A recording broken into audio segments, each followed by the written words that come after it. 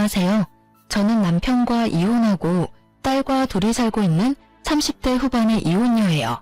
길다면 길고 짧다면 짧은 제 인생에서 결혼이라는 몇 년의 기간은 그다지 기쁜 추억이 많이 없어요. 그렇다고 삶에 찌들었거나 엄청 불행했다는 건 아니에요. 그냥 그런 특별한 추억이 남아있지 않을 만큼 이혼 당시의 충격이 컸을 뿐이니까요. 생각해보면 좋은 일도 있었죠. 결혼한다는 것도 기쁜 일이었고 아이를 낳게 된 것도 기쁜 일이었죠. 아마 제 인생에서 가장 중요한 일을 꼽으라면 딸아이가 태어난 순간을 선택할 거예요. 그만큼 제게 딸아이는 특별하거든요. 그런 아이를 힘들게 한 건 다름 아닌 남편과 저 두 사람이었죠. 그래서 지금은 아이에게 물질적인 것보다 사랑과 관심을 더 많이 주려고 노력하고 있거든요.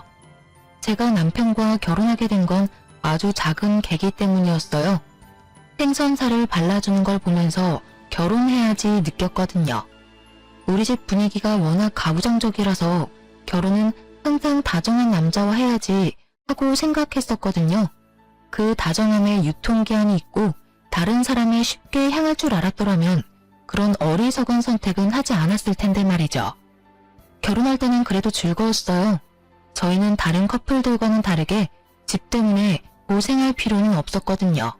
시모 이름으로 된 두 채의 아파트 중 하나를 우리에게 내어주셨으니까요. 당시 시댁에는 시모 혼자 계셨어요. 시부는 결혼 전 돌아가셨고 그 이후 시모가 시부의 모든 재산을 받았거든요. 시부가 살아계실 때 자기 재산은 부인에게 준다고 약속했으니까요. 아마 아들이 시모에게 관심도 두지 않을까봐 걱정하신 것 같았어요. 그 이야기를 들으니 두 분이 서로 무척 사랑했다는 생각이 들었죠. 그렇게 저희는 시모 덕택에 집에 돈 들일 일 없이 신혼생활을 시작할 수 있었어요. 대신에 오랜 간병 생활로 몸이 많이 안 좋아지신 시모의 병시중은 제가 들 수밖에 없었어요. 그것에 불평을 말할 뻔뻔함은 제게는 없어요. 집에 세간살이마저 다 도와준 시모를 어떻게 제가 모르는 채 할 수 있겠어요? 그렇게 시모의 병원과 집, 직장을 오가는 일이 반복되었어요. 크게 힘들지 않았던 건 이 세 곳이 모두 가까웠기 때문이기도 했어요. 그런데 그런 저희 부부에게 위기가 찾아온 건 딸아이를 낳고 얼마 지나지 않았을 때였어요. 점점 늦게 들어오는 남편, 늦게 들어오는 이유를 물으면 수상할 정도로 말이 많아지는 남편의 반응, 그리고 결정적으로 향수 냄새가 묻은 옷가지와 차에서 귀걸이를 발견했을 때였죠. 증거가 차고 넘치는데도 저는 추궁할 생각도 못했어요. 아닐 거라는 생각만 했죠. 그 다정한 남편이 설마 나를 두고 바람을 피울까?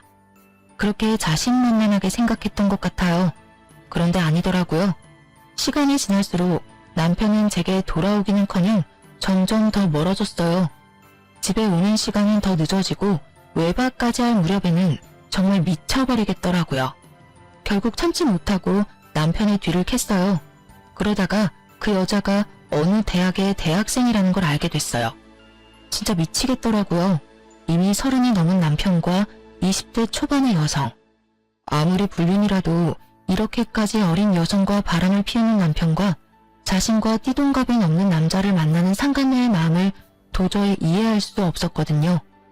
저는 남편에게 비밀로 하고 상간녀부터 만났어요. 물론 상간녀가 저와 만난 이야기를 남편과 할 테지만 상관없었어요.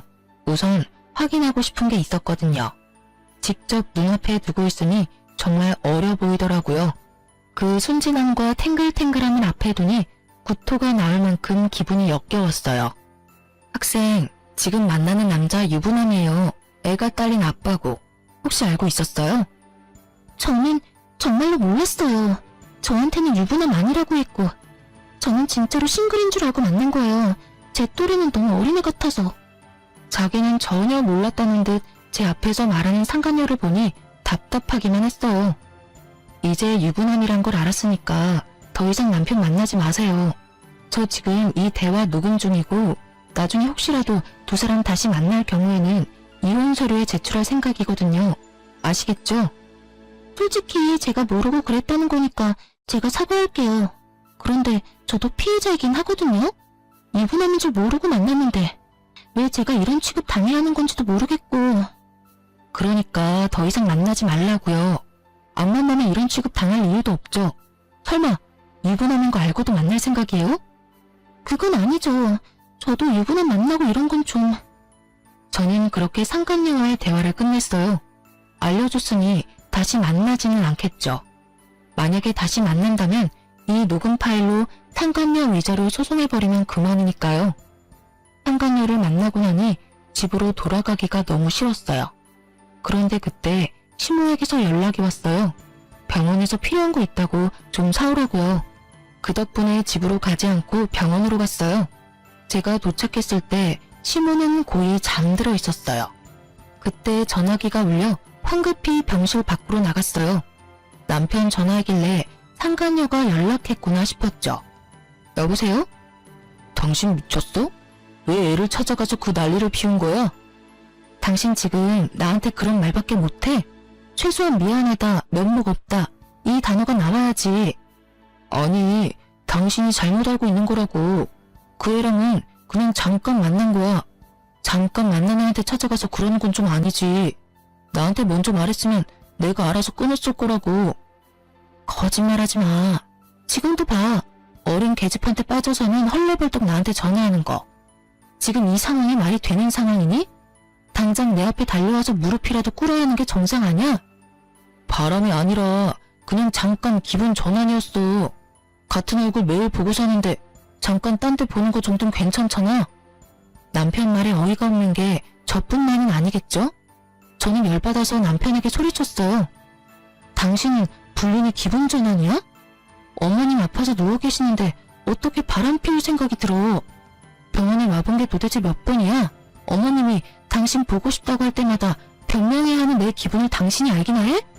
본전도 못 찾을 거면서 저한테 전화와서는 저딴 철없는 소리나 해대는 남편을 보니 한숨이 절로 나왔어요. 그렇게 남편과의 통화를 뒤로 하고 병실에 들어갔는데 아차 싶었어요. 시모가 눈을 뜨고 앉아 계시더군요. 전화 내용을 들었을까봐 걱정되던 차에 시모가 제게 말하더라고요. 재훈이한테 전화해서 내일 병원 오라고 해라. 제가 아무 말 없이 가만히 있자 시모가 자기 핸드폰을 찾더라고요. 어머님, 몸도 안 좋은데 움직이지 마세요.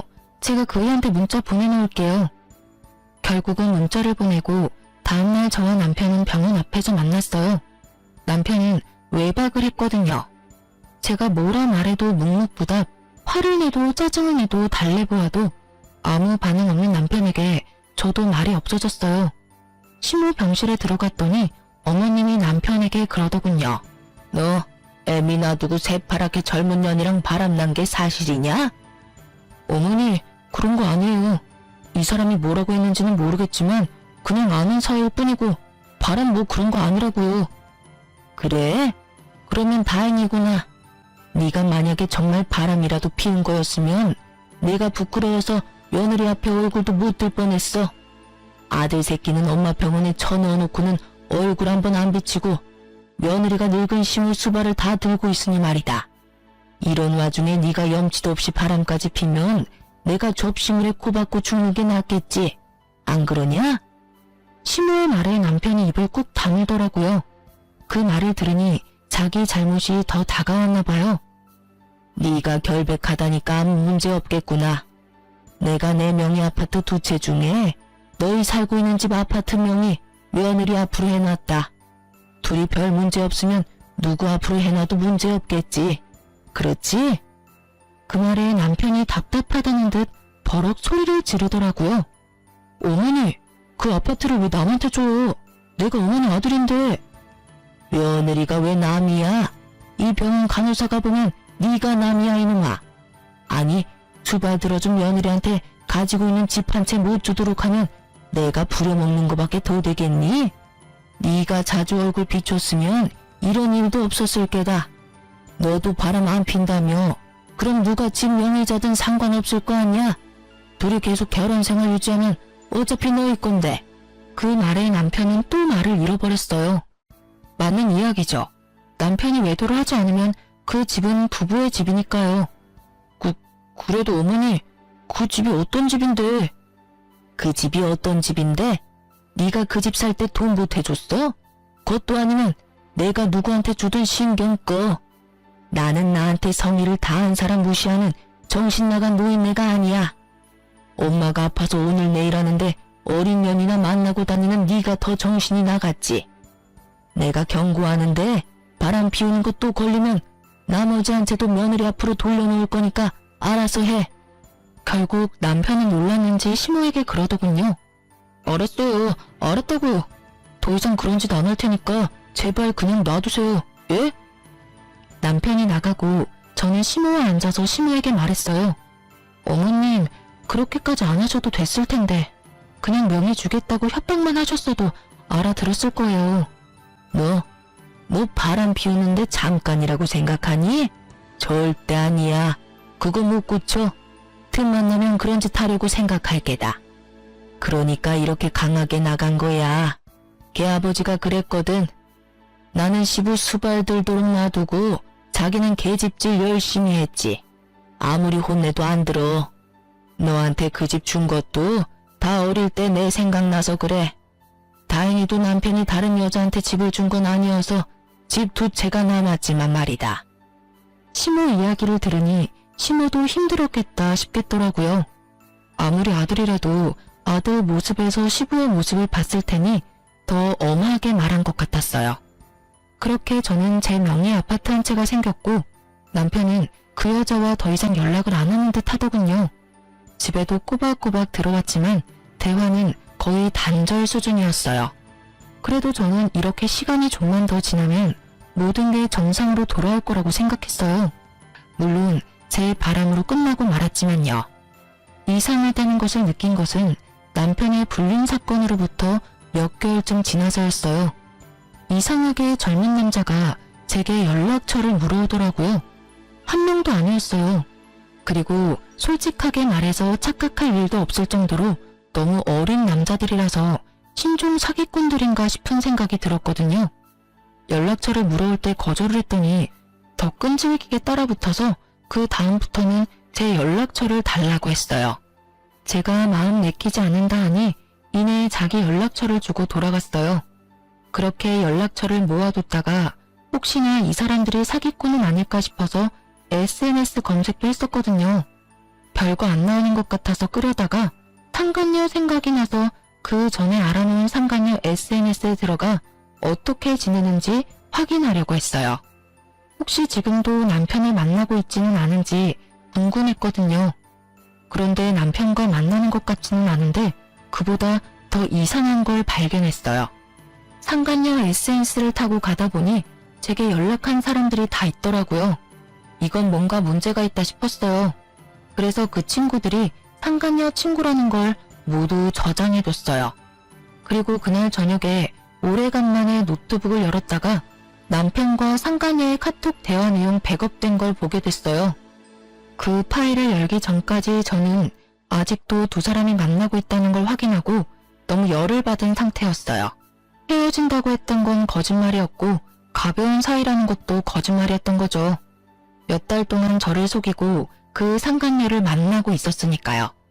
저는 이번에야말로 절대로 용서하지 않겠다는 마음으로 파일을 열었어요. 그런데 두 사람이 나눈 내용을 보고는 숨이 멎을 뻔했어요. 저를 유책 배우자로 만들려고 남자를 저한테 계속 보낸 거였어요. 제가 연락처를 달라고 했다며 늙어서 젊은 남자 밝히는 거 정말 징그럽다는 이야기까지. 진짜 보고 나서 눈이 더러워질 만한 글들이 가득한 걸 보고는 화가 머리끝까지 났어요. 게다가 두 사람 대화 내용 중에는 저를 유책 배우자로 만들어 이혼하면 그 집 자기한테 돌아올 거라며 상간녀가 그 집에서 빨리 살고 싶다고 이야기한 내용도 있었어요. 둘이 함께 작당 모의를 한 걸 보고 노트북을 부숴버릴 뻔했거든요. 집어던지고 싶은 걸 겨우 참았어요. 남편은 저와 이혼하고 재혼할 계획까지 다 세워놓은 거였어요. 이렇게 들킬 줄 생각도 못했겠죠. 아무리 숨기려고 해도 영원히 숨길 수는 없는 법인데. 그 대화 내용을 보고 저는 남편에게 당장 전화하려다가 일단은 참았어요. 유책 배우자를 만들고 싶어하는 남편을 보니 내가 되갚아줄 수 있겠다 싶었거든요. 그렇지만 걱정되는 건 단 한 가지, 시모였어요. 제가 이혼하고 나면 시모는 낙동강 오리알 신세가 되는 건데 고생 많이 하신 분이 말년에 괴롭게 돌아가시게 만드는 것도 너무 죄송스러운 마음이었거든요. 그렇게 이혼 결심을 선뜻 내지 못한 상황에서 시모가 사망하게 됐어요. 오랜 지병 그리고 마지막에는 폐혈증으로 돌아가셨어요. 그렇게 어머님 초장 치르는데도 남편은 그 여자와 전화통화나 하면서 장래에도 집중을 하지 못하더라고요. 그걸 보니 아 이제 이혼할 수 있겠구나 하는 마음이 들었어요. 시모의 사망이 확인되고 시모 명의 아파트 한 채는 남편에게 넘어왔어요. 남편은 제가 아직 유책 배우자가 아니라서 그런지 이혼하자는 이야기를 선뜻 꺼내지는 못하더군요. 그래서 빌미를 만들어주기로 했어요. 저는 평소 왕래가 거의 없었지만 어릴 때 꽤 친하게 지냈던 사촌 오빠에게 연락했어요. 오빠는 오랜만에 연락한 저에게 놀라면서도 웃으며 받아줬어요. 웬일이야? 웬일이긴 요새 어머님 돌아가시고 마음이 좀 헛헛해서. 바람 좀 쐬고 싶은데 남편이 많이 바빠. 그러니까 오빠랑 같이 가고 싶은데 괜찮을까? 우리 애도 같이 데리고 가서 인사도 시키고 싶고. 당연히 괜찮지. 우리 가족도 같이 부를까? 아니 미안한데 오빠만 나와줄 수 있어? 언니까지 있으면 좀 미안할 것 같기도 하고. 그래, 알았어. 내가 잘 어울려줄게. 와이프한테는 내가 미리 알려두고. 그렇게 저는 유책 배우자가 되기 위해 열심히 사촌 오빠와 재밌는 시간을 즐겼어요. 팔짱도 끼고 같은 차도 타고. 오빠가 왜 이렇게 들러붙냐며 뭐라 할 때 제가 이야기했거든요. 남편이 나 유책 배우자 만들려고 하는데 일부러 그렇게 만들어주려고 한다고요. 그것 때문에 이혼 이야기를 안 꺼내서 내가 답답하다고 그랬더니 오빠가 그럼 이게 낫겠다며 머리까지 쓰다듬어 줬거든요. 사진 잘 찍히라고 말이에요. 애하고 같이 노는 마치 가족 같은 모습으로 2번 정도 놀고 나니 남편이 집에 와서 아주 당당하게 요구하더라고요. 당신 바람 피워? 아니, 그런 일 없는데? 거짓말하지 마. 내가 당신 요새 수상해서 사람 하나 붙였는데 아주 재미있게 놀았더라. 애까지 데리고. 너 이것밖에 안 되는 여자였어? 나한테 바람이니 불륜이니 난리를 치더니 자기는 애까지 데리고 더한 짓 하고 있었잖아. 내로남불 뭐 이런 거야? 증거 있어? 내가 바람 피웠다는 증거. 증거라는 말에 남편은 아주 당당한 표정으로 주머니에서 사진을 몇 장 꺼내더군요. 바로 사촌 오빠와 찍힌 제 사진이었어요. 이것뿐인 줄 알아? 당신 젊은 남자들 연락처 수집하는 거 다 알아. 바람 피우고 싶으니까 젊은 남자 만나는 거지. 이 남자는 그 와중에 걸린 사람이고. 이럴 줄 알았어. 얌전한 고양이 부뚜막이 먼저 올라간다더니 세상 조신한 척은 다 하더니 뒤로는 호박씨 까고 있었네. 저는 남편 말을 한 귀로 흘리며 사진을 물끄러미 바라봤어요. 우리 남편이 참 나한테 관심이 없구나 싶어서요. 사진을 딱 보면 우리가 혈연 관계라는 것을 알 수 있을 만큼 닮은 구석이 그렇게 많은데도 남편이 그걸 알아차리지 못한 게 더 신기했어요. 말 안 한다고 해결될 문제가 아니거든. 당신 지금 유책 배우자야. 문제가 있다고. 위자료에 재산 분할까지 싹 다 해야 하는데 내가 그 부분에 대해서는 하나만 지켜주면 다른 건 다 당신 원하는 대로 해줄게. 우리 엄마가 당신한테 준 아파트 그것만 내놓고 가. 그러면 네가 원하는 대로 다 해줄게. 역시나 그때 본 대화 내용에서 나온 대로 이 사람들이 나를 유책 배우자로 만들려는 이유는 바로 이 집 때문인 것 같더라고요. 저는 알겠다는 말 대신 상간녀를 불러오라고 했어요. 내가 바람을 피웠다고 주장하니까 나도 한마디 할게. 나도 당신이 바람 피우는 거 알고 있었거든? 그러니까 그 여자 데려와. 데려와서 이야기해보자고. 누가 유책 배우자인지. 발뺌할 생각은 하지 말고 그 여자 예전에 나랑 만났을 때 대화 녹음 다 해놨었거든? 솔직히 당신한테는 내가 유책 배우자일지 몰라도 나한테 그 여자는 위자료 청구 대상이야. 유부남인 거 알고 지금까지 만난 거잖아? 그 말에 남편이 잠깐 당황하더라고요. 자기가 바란 건 이런 게 아니었던 건가 봐요. 상간녀를 데려오기 싫어하길래 저는 제 핸드폰으로 상간녀에게 우리 집으로 오라고 말했어요. 상간녀는 도착하자마자 아주 당당하게 마치 이 집 안주인이라도 된 듯 행동하더군요. 아줌마, 왜 절 부르셨어요? 저는 아줌마랑 할 이야기 없어요. 어차피 아줌마랑 오빠랑 이혼할 건데 왜 제가 아줌마랑 이야기해요? 그냥 남편분이랑 하세요. 말끝마다 아줌마 하는 젊은 년을 보니 저도 확 피가 솟구치더군요. 상간녀나, 나도 너랑 길게 얘기할 생각은 없어. 단지 이것만 말해주려고. 상간녀나, 너는 우리 남편이 유부남인 걸 알고도 내가 헤어지라고 했음에도 맞는 걸 인정하지? 사실 너희만 증거 가지고 있는 거 아니고 나도 증거 있거든. 증거 이야기에 두 사람이 흠칫 놀라더군요.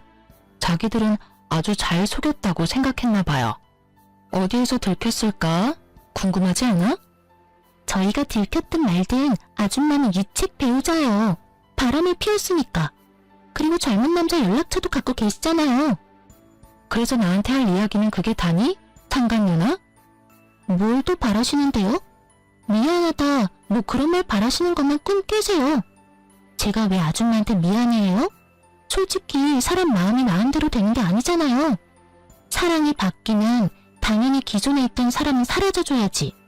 싫다는 남자한테 뭐하러 매달려요? 쪽팔리게.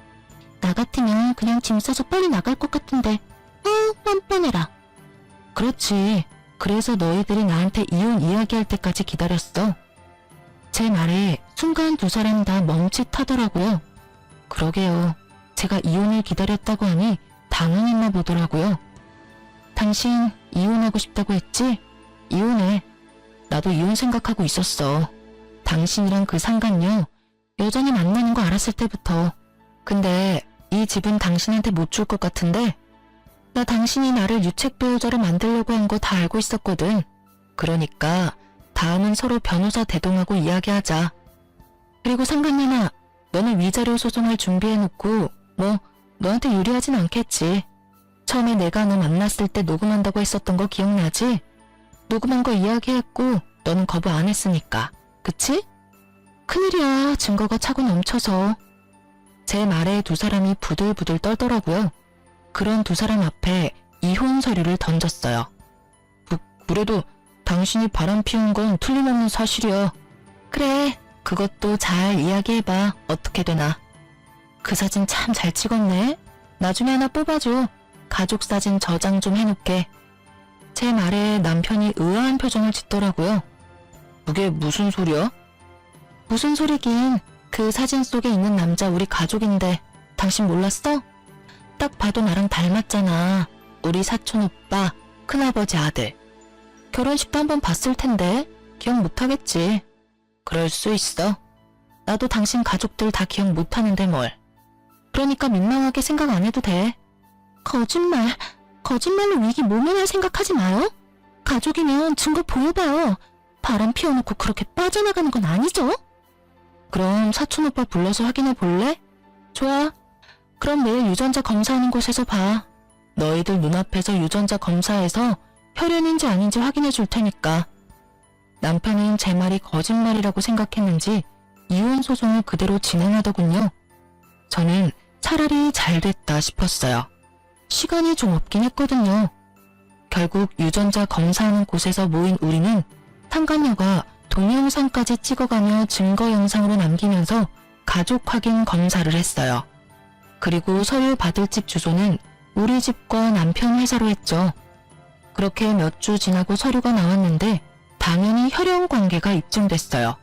남편은 그날 저녁 집에 들어오지 않았어요. 분명히 상간녀와 이에 대한 이야기를 하며 대책을 세우고 있겠죠. 저는 마음이 다 편안했어요. 그리고 그 다음날 이혼 전문 변호사 만나서 남편과 상간녀의 행각을 모조리 털어놨죠. 변호사를 만난 날 저녁에 상간녀와 남편이 집에 왔더군요. 가족이라 하더라도 당신이 남자 만나려고 했다는 증거는 있어. 우리는 그걸로 당신이 가정에 소홀했다고 할 거야. 그건 발뺌 못해. 다 증거가 있거든. 그래? 나도 증거 있는데 참 신기하네. 사실 나는 벌써 그 증거도 오늘 변호사한테 제출하고 온 길이야. 무슨 증거인지 알려줄까? 상간녀가 불안한 얼굴을 했어요. 당연하죠. 여태까지 자신들이 한 계획들이 모조리 다 틀어져 버렸으니까요. 저는 제가 받은 연락처와 함께 그 연락처의 주인공들이 상간녀의 친구라는 것을 알 수 있는 SNS 사진을 보여줬어요. 이 나이에 젊은 남자들한테 연락받아서 신종 사기인가 싶어서 찾아봤어. 그런데 그 사람들 사기가 아니라 누군가한테 고용된 사람들이었나 보더라고. 이런 짓까지 하면서 나랑 이혼하고 싶었어? 그럼 차라리 이혼하자고 당당하게 말했어야지. 좋아하는 여자가 생겼다고 이혼하고 정정당당하게 재산 분할해서 헤어진다는 선택지는 어디다 갖다 버렸어? 진짜 당신들 인간 이하인 거 알기는 해? 결국 참다 폭발한 제가 소리를 질렀어요. 이쯤 되면 미안하다 우리가 잘못했다 할 줄 알았는데 절대 그런 소리 안 하더군요. 입에 지퍼라도 달아놓은 것처럼요. 그래서 제가 폭발해버린 거죠. 유책배우자 만들어서 내보내면 이 집이 당신 소유가 될 줄 알았어? 근데 어쩌나 유책배우자 만들려고 했던 게 너희고 그런 사실조차도 없는데 말이지. 나는 당신 외박한 사실, 상간녀 만난 거, 나를 유책배우자로 만들려고 했다는 것 다 용서 못해. 소송하면 당신한테 유리할 줄 알았지? 천만에. 내가 더 유리하거든? 당신은 유책배우자의 육아 방임까지 했어. 게다가 수발도 나한테 전임시키고 열심히 상간녀 만났지. 그 증거들도 다 있으니까 어디 해봐. 열심히 이혼소송 해보라고. 그리고 당신 짐 다 싸들고 지금 당장 내 집에서 나가. 더러운 면상 꼴도 보기 싫으니까. 제 말에 남편은 멍하니 있는데 상간녀가 바락바락 대들더라고요. 아줌마, 이 집 당신 거라고 사람 함부로 내보내면 안 되죠. 아직까지 두 사람 부부 사이인데 나가라 마라 할 수 있는 거 아니잖아요. 그래? 그럼 너만 나가던가. 오래 상간녀라고 위안답시고 달려들기는. 안 나가면 신고할 거야? 제가 왜 나가요? 오빠랑 같이 있을 거예요. 아줌마가 뭔데 날대로 나가래? 결국 저는 참다 못해 부엌에 가서 붉은 소금을 봉지째 들고 왔어요. 그리고 상간녀에게 뿌리며 말했죠. 빨리 나가. 재수 옴붙을라. 너 같은 게 있으면 이 집도 부정 탈 것 같으니까 빨리 나가. 결국 제 소금 세례에 놀란 두 사람은 집에서 나갔어요. 상간녀가 입구에서 큰 소리 뻥뻥 치더라고요. 나도 이딴 집 하나도 안 좋아. 오빠, 상속받은 집 한 채 더 있죠? 우리 거기 가요. 어이가 없어서 누가 거진 줄 아나? 상간녀는 이 집을 잃는데도 그리 아쉬워하진 않더라고요. 남편이 재산이 많은 줄 알고 있는 것 같았으니까요. 실제로는 쥐뿔도 없는데 말이죠. 저는 소리 빽빽 지르는 상간녀를 입구에 세워두고 크게 웃어 보였어요. 그 남자랑 만나면 모든 게 네 생각대로 될 것 같지? 근데 어떡하나? 유책배우자로 뒤집어 씌우려고 했던 것도 실패, 유부남 뺏어서 팔자 고쳐보려고 했던 것도 곧 실패로 끝나겠네? 잘해봐. 힘든 역경이 몰아쳐도 두 사람의 사랑이면 잘 이겨낼 수 있을 테니까. 상간녀와 남편은 제 말을 이해하지 못하더라고요. 그럴 수밖에 없겠죠. 저 두 사람은 모르고 있거든요. 시모에게 숨겨진 비밀을요. 저도 최근에 알게 된 사실이 하나 있었어요. 어머님이 돌아가시고 얼마 안 됐을 때였어요. 그때 저는 시모 돌아가시고 얼마 안 되었을 때라 연차를 쓰고 쉬고 있었거든요. 그런데 누가 집에 찾아왔었어요. 어떤 남성분인데 어머님보다는 좀 어려 보이더군요. 저를 보더니 의아한 표정으로 시모 이름을 대더니 여기 없냐고 묻더라고요. 저희가 신혼집을 차린 게 10년이 다 되어가는데 찾아온 거 보면 꽤 오래된 지인인 듯 했어요.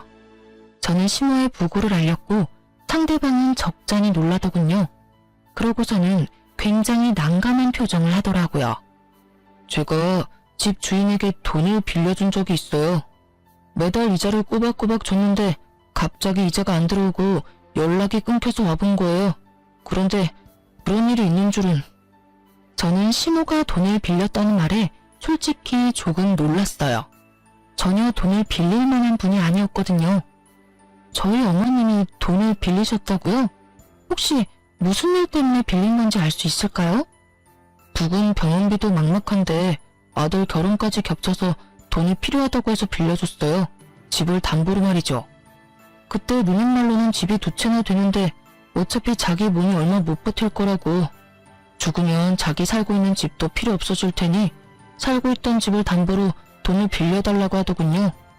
담보 물건 주소는 여기가 아니긴 한데 거기 가봐도 인기척이 없어서 여기로 와봤어요. 저는 순간 소름이 쫙 끼쳤죠. 시모가 남편 혼낼 때 한 말이 이런 뜻이었나 싶더군요.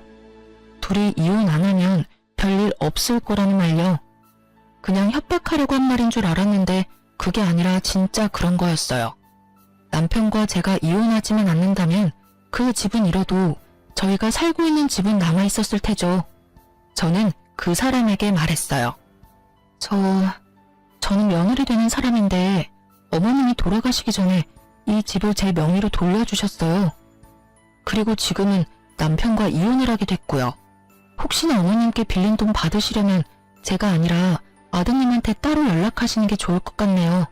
그런데 저희도 차용증을 미리 확인해 볼 시간이 필요하니까 한 달 뒤쯤에 연락 좀 주시겠어요?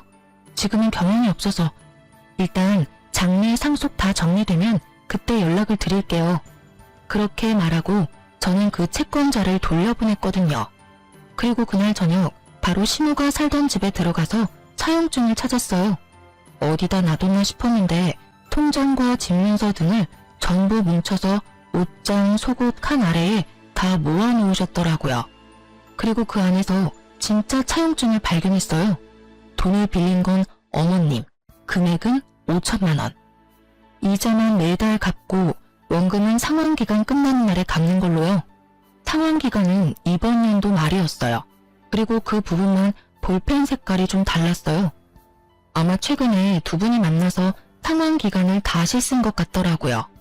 이미 자기 죽음을 예측하고 계신 것처럼요. 저는 그 차용증과 문서들을 원래 있던 자리에 두고 시모 집을 나왔어요. 남편과 이혼하면 남편이 직접 저 돈을 모두 갚도록 만들려고요. 그렇게 이혼은 여러 가지 긴 과정을 거쳐서 드디어 몇 달 만에 마침표를 찍게 됐어요. 저는 공식적인 남남이 되었고요. 딸의 친권과 양육권은 제가 가지게 되었고 집도 지켰죠. 남편은 되지도 않은 술수를 쓴 것 때문에 오히려 제게 더 많은 걸 지불해야 했어요.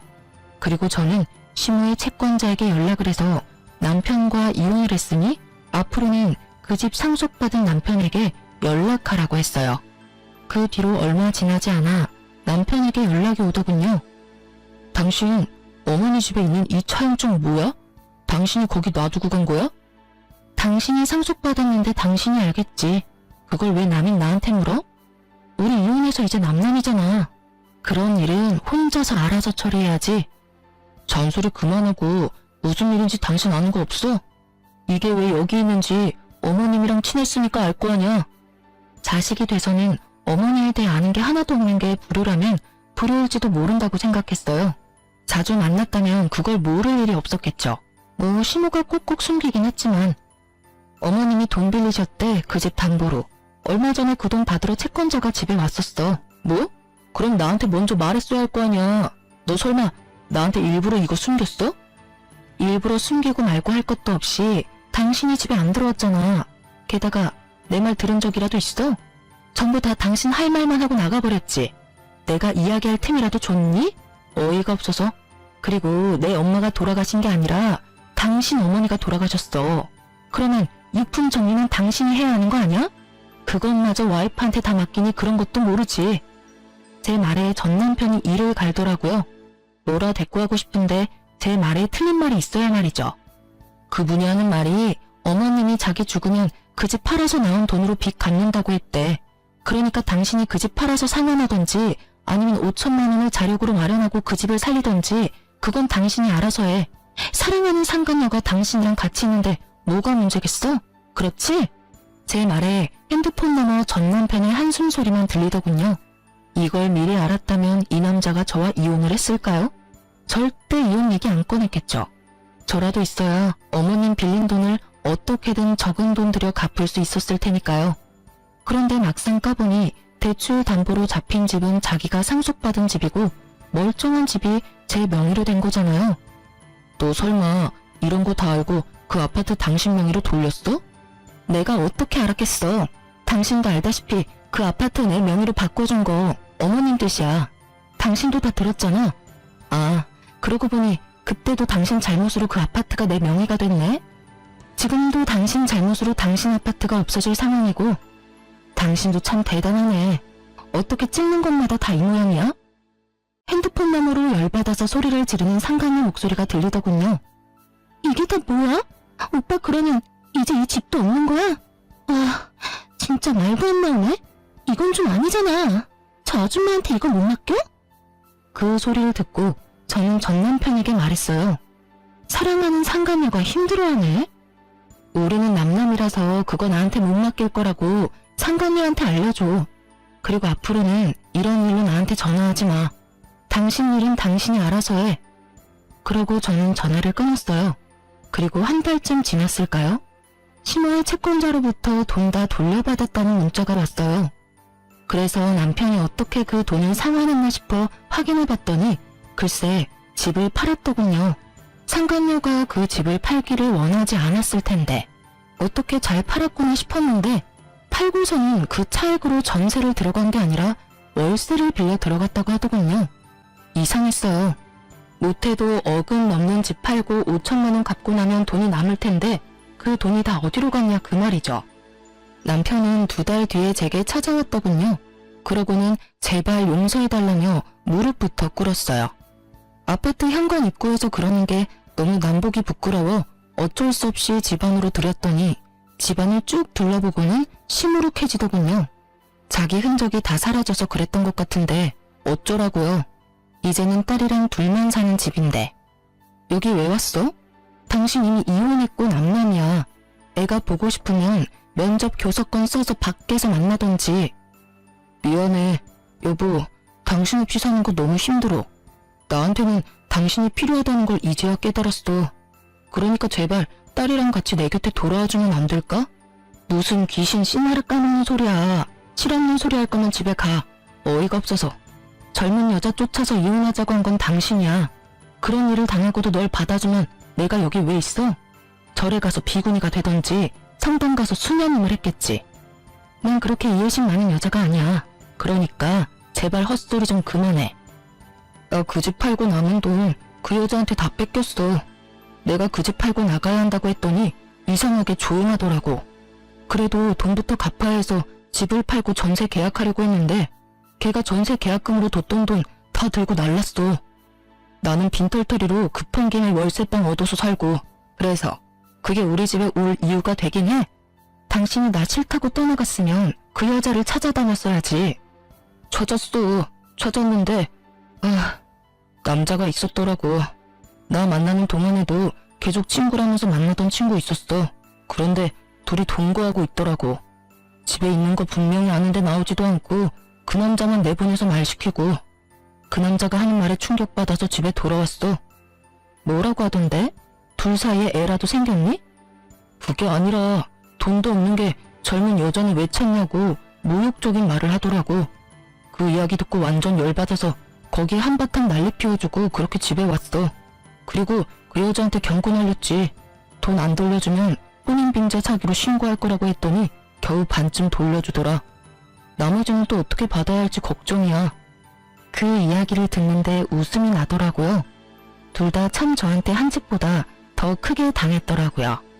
그렇게 좋아 죽고 못 살더니 결국에는 서로를 향해 칼끝을 들이대는 사이가 됐으니 알아서 걱정해. 난 그런 사실 알고 싶지도 않고 관심도 없어. 그리고 나 늙을 만큼 늙었거든? 당신 취향의 젊은 여자나 계속 찾아봐. 늙어 빠진 아줌마 찾아오지 말고.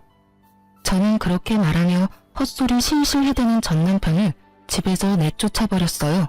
집에서 내보내고는 한참을 웃었어요. 아까 웃지 못한 것까지 앞에서 펑펑 웃었죠. 어떻게 웃지 않을 수가 있겠어요? 그렇게 호되게 당한 전 남편과 상간녀를 보니 너무 고소해서 실소가 터져 나오더라고요. 그렇게 저와 전 남편의 인연은 그렇게 뚝 끊어졌답니다. 그 뒤로 연락 한 번 오지 않았으니까요. 솔직히 딸아이 생각하면 남편의 존재가 아쉽기도 하지만 딸아이는 아빠라는 존재에 대해 그다지 관심 자체가 없더라고요. 나중에 혹시 애 정서에 문제가 있는 게 아닐지 걱정되어서 진지하게 물어봤는데 아무 느낌이 없는 건 아니라고 하더군요. 다만 자기가 원하는 건 다정하고 좋은 아빠인데 아빠가 젊은 여자랑 바람나서 모든 걸 잃고 망한 아빠라는 걸 알고 나서는 그냥 너무 한심해서 관심이 없어지더랍니다. 참 부모가 돼서 이런 취급 당하는 것도 피해야 할 일 중에 하나겠죠. 저는 남편과 이혼 후에 착실하게 딸을 서포트하며 잘 살고 있어요. 가끔 어려울 때도 있기는 하거든요. 제가 이 집과 위자료를 받기는 했지만 그것이 육아와 살림에 커다란 도움이 되지는 않거든요. 그렇지만 지금 딸과 둘만 보내는 시간이 남편과의 결혼 기간보다 더 많은 추억과 기억을 만들어주거든요. 결혼 기간 동안 남편과 놀러간 일도 크게 없었는데 지금 딸아이와 공연이나 영화를 보러 가거나 식사를 하고 여행을 하는 등 정말로 알차고 행복하게 시간을 보내고 있어요. 하나를 얻으려면 하나를 잃을 수밖에 없다고 하는데 행복을 하나 얻으려고 남편을 잃었나 싶은 생각도 들어요. 제 이야기를 들으시면 저런 남편도 있나 싶겠지만 세상에는 별의별 사람이 다 있답니다. 이혼 이야기를 꺼내는 것도 사실 큰 용기를 낸 거예요. 아직 제 직장 사람들도 이 정도로 세세하게는 알지 못하거든요. 젊은 여자와 남편이 바람났다는 이야기를 쉽게 할 수 있는 여자가 세상에 있기나 할까요? 그래도 이렇게 이야기하고 나니 마음에 맺힌 응어리도 조금씩 풀어내는 기분이 들어요. 긴 사연 들어주셔서 감사해요. 다들 좋은 하루 되시길 바랍니다.